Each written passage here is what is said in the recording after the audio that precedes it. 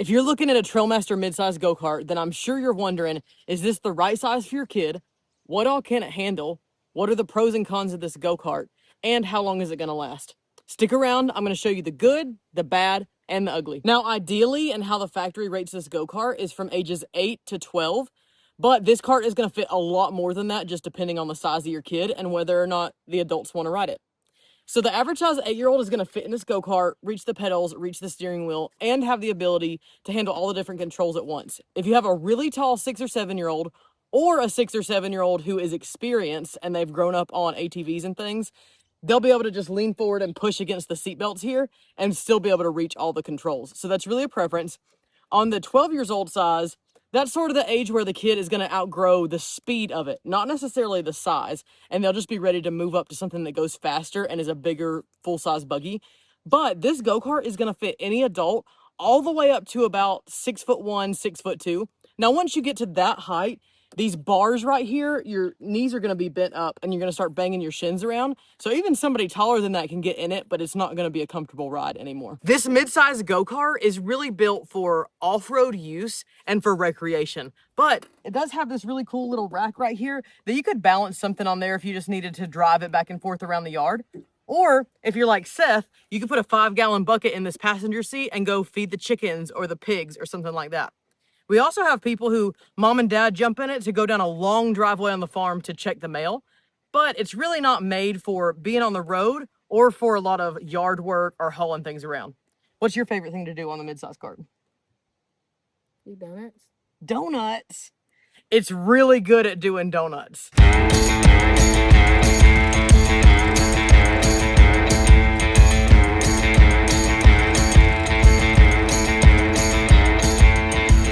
I want to give you a quick disclosure. I do own go-kartmasters.com. I sell these go-karts.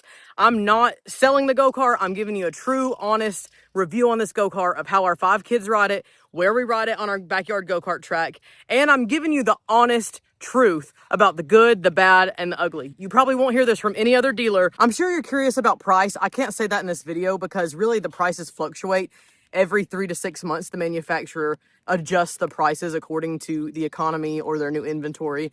But generally speaking, you've got this Mid XRX-R, which is a reverse model. The only difference between this and the XRX model is going to be this reverse gearbox. You're going to have a shifter that's forward, neutral, and reverse on this one. But if you don't get the reverse model, it's just going to be the engine, no gearbox, crank it up, and go. The reverse model is typically about $300 more than the non-reverse model.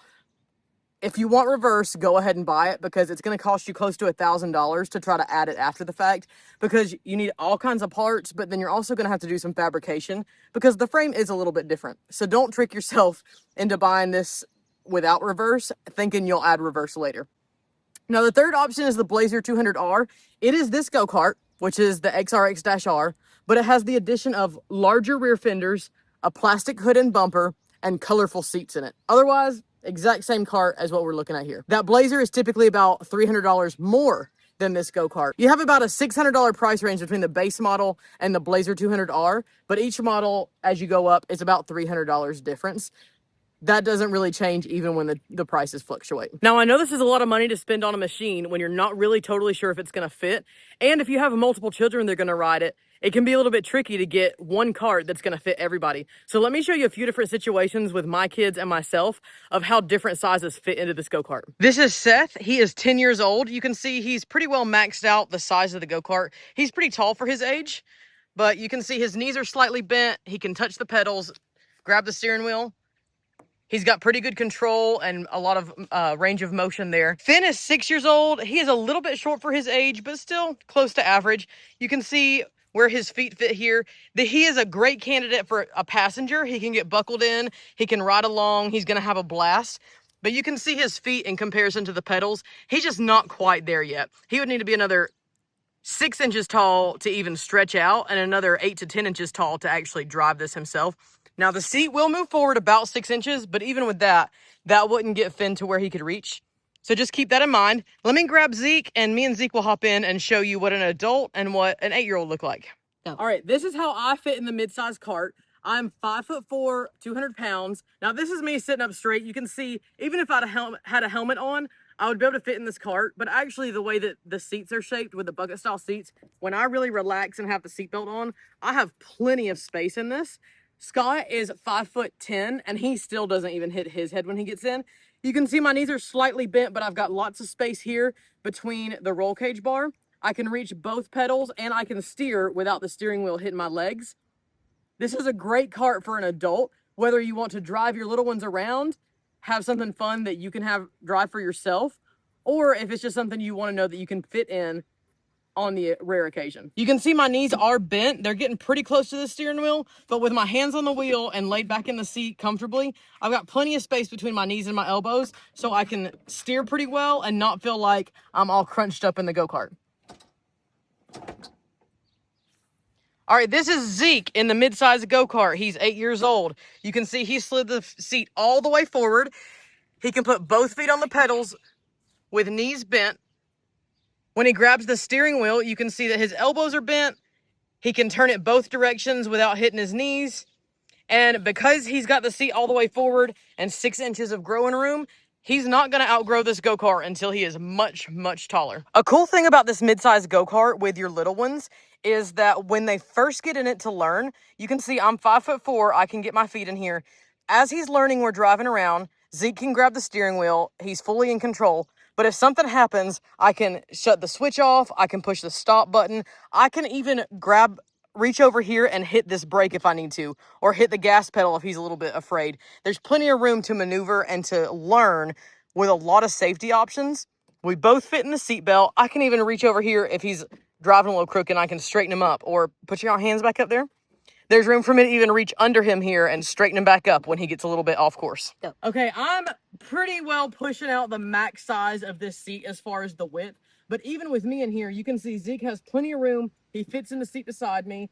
He still has plenty of room to steer. I'm not like sitting on top of him. So this cart is going to be a great option, really, no matter the age or the skill level of your child. It's just a matter of whether you want a mini that's specifically for your little one, or you want a full-size go-kart for the big kids. This Mid XRX-R is truly the ultimate all-around family go-kart. I know you know how to read the spec sheet yourself, so I'm just going to really quick rapid-fire go over some of the specs of this go-kart. We've got a full roll cage, 7-horsepower engine, CVT, which is basically an automatic transmission, 16-inch rear tires. We've got fenders, all 4 tires, LED headlights, horn, electric start, and manual start backups if your battery dies. We've got about a 1-gallon gas tank. You'll get 3 or 4 hours of riding if you fill that tank all the way up. This is a clone of a Honda GX 160 engine, which means it's very reliable. Parts are very widely available. We stock all of the parts right here in our own warehouse, so you don't ever have to worry about not being able to get your parts. If you buy from Go-Kart Masters, you get a 12-month bumper-to-bumper warranty on any manufacturer defect. That includes shipping damage and any defect while you're riding it for the first year. Spring-style shocks, these really tall, heavy-duty spindles, and fairly long A-arms for this size cart, which means it's going to absorb a lot of the shock, and it's a comfy ride for off-road because you're going to be hitting that terrain.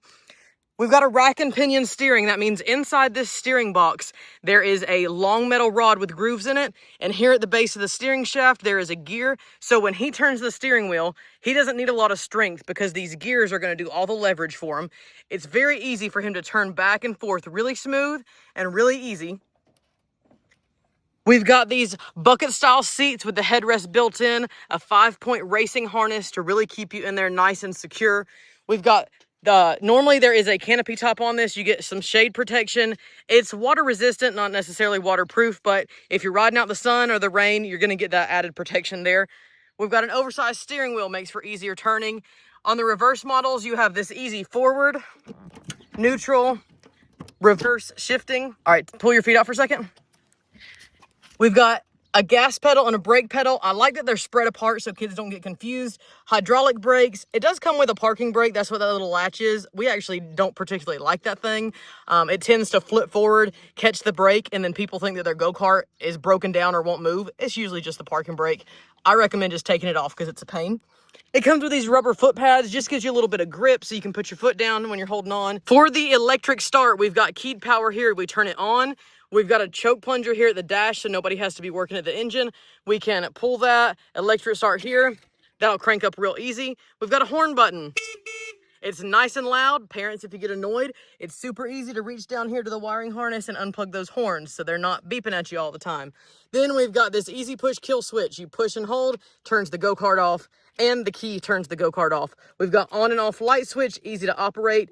Don't leave your key on, don't leave your headlights on, you'll kill your battery. But if that happens, there's no need to worry. This go-kart does come with a pull start backup, which means if your battery is dead, weak, missing, any of the above, here we've got our pull start. You pull this recoil just like a lawnmower, it cranks right up. You will need somebody up there to operate the choke lever, so you'll have to have your kid in the cart, but it's really nice that you have that. You don't always have to worry about it. You will have to keep this on a battery tender or a battery maintainer. We recommend buying one, keep it on that. Power sports batteries are just notoriously bad for not holding a charge. Once you kill them completely dead, it's very difficult to get them to hold a charge again. And they don't particularly like cold weather. If you've got a little guy like Zeke, but he doesn't have any experience driving, and you just want to rein him in a little bit and not let him go the full 24 miles per hour, we've got two options to govern your go-kart. Here behind this gas pedal, you'll see that there is this bolt. There is a jam nut that runs in and out on this bolt. Let me see if I can get it. There we go. This bolt will have a rubber stopper on the bottom of it, and you can run that bolt out further so that when Zeke pushes the gas pedal, it would hit the frame and stop him from pushing it all the way. So you can really control how much throttle they can give the go-kart. Now, if you don't like that adjustment, if it doesn't throttle it down enough, or if you've got a sneaky one that figures out how to use that, then you've got a second option. Here at the back on the top of the engine, underneath your air filter box, you have a throttle plate. When he pushes the gas pedal, it's gonna pull this throttle lever right here. Now, behind that throttle lever, there is a flathead screw right there. You can run that in and out. Zeke, push the pedal again. So when he pushes the pedal like that, that screw would be much further out and physically stop the throttle from going any further. So you can govern this down to about 8 miles per hour, which gives you a lot of control and gives you a lot of safety while the little ones are learning to drive. Ground clearance on this cart is about 3 inches. You do have this really nice solid sprocket guard here, so if you do end up running into a stump or a rock, you're not gonna rip your sprocket and your brake rotor off. This doesn't seem like a lot looking at it here, but you've got to think, generally speaking, the tires are going to be up at the level of whatever the ground is at the same time. So that is also going to be lifted up.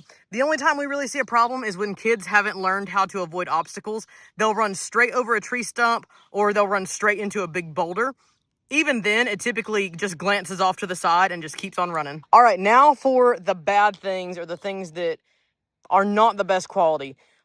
Number one, the seat belts, they kind of stink as far as adjustment. No matter how many times you tighten this up, it's going to slip back out. I recommend getting you a racing style harness that has a little bit beefier buckles on it, but it's not really a big deal. Even if these are loose on the kid, it does a really good job of holding them in. Our kids have flipped these carts, and even with the tiny kids, the seat belt's loose on, it held them in place and they were just fine. Another thing is if you forget to buckle your seat belts up, so say there's no passenger riding over there, you leave these unbuckled, this will actually fall out the bottom back here. Well, it looks like it's caught in the rails right now, but these will dangle on the ground and they can reach back here to the back tire. So these will get all busted up. They're 35 bucks a piece right now. They'll probably get more expensive as time goes on. So you definitely want to pay attention to that. Keep your seatbelts buckled. The only two problems that we've seen in the last couple of years on these go-karts is, number one, this top eye bar. I've seen probably 5 go-karts in the last 2 years. The threads inside this bar, you've got a bolt that goes through right here. The threads are not made right from the factory. When you run that bolt in, it breaks the threads, busts the bolt off, and this comes loose. Now, that is a warranty thing. Even if TrailMaster won't warranty it, we will just keep sending you new eye bars until we get one that's right. Every now and then, it's like there's just a batch in the factory that had some weird inconsistencies, and we will make sure that you get a good part and have your go-kart in good working order. Okay, one other thing on this go-kart. Now, if you do these types of things, it may void your warranty, so be careful with it. But if you're like us and you're going to ride this hard, you're going to jump your go-kart a lot, you may bottom out these rear shocks very quickly. I would say 6 months to a year if you're riding it hard and you're jumping all the time. When you do that, this frame is going to bust up the top of your muffler and your air filter box. So if you're going to ride this hard and abuse it, expect to replace the shocks pretty often. I would say once a year. Another thing on this mid-size go-kart, if you're going to ride it hard like us, your front fenders are going to end up wonky, busted, flopping around, falling off, bent out the wrong direction. If you're going to ride it easy, if you got little kids, fenders are great. We abuse our go-kart, so just keep in mind, think about how you're going to ride it and know what to expect. The biggest problem I see with this go-kart with customers who get it new, put it together, they start riding it is brand new go-kart, they've just put it together and serviced it, they get on it, they ride for 5 minutes, and the go-kart shuts off. They wait a few minutes, they crank it back up, ride for 5 minutes, the go-kart shuts off. 99% of the time, the problem is this vent hose line from here at the top of the tank runs down here to the bottom of the air filter box. It's really just an EPA thing. They want this vented gas tank, if any gas is coming out, to be dumped back into the carburetor down here so it's not going out into the environment. I've never seen gas come out of that vent line. Your fuel cap is vented anyway, so there's rarely enough pressure building up inside of this to push that out that hose. But if you get any sort of moisture in it or any sort of backflow down here, it will create a vapor lock inside of there. And what happens is the fuel can't flow out of the gas tank anymore. So what we do is we remove the hose from there. We fold it over down here and zip tie it so that you can't get any dirt up into your carburetor. And that 99% of the time solves your problem. And it's really an unnecessary part anyway. So that's a quick fix. And again, something just to expect when your go-kart arrives. It's no big deal. It's something we're going to take care of. Okay, around this curve, we've got some real uneven ground. It's really bumpy. It's pretty rough. Steph's going to hit it full speed and show you how this thing handles a little bit rougher terrain.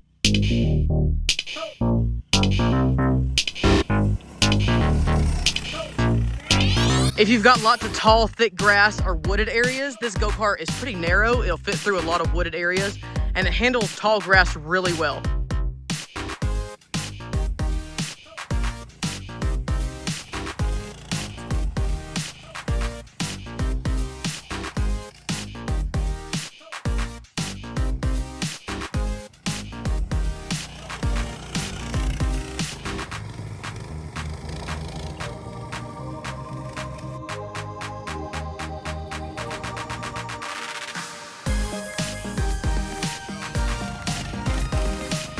If you've got a dried up pond or any sort of wildlife area or something like this that's just really grown up like us that we don't mow, I'm actually not sure how it's going to perform because we don't ever ride it in here, but Seth is about to test it out for you. First time real life test right here on this video.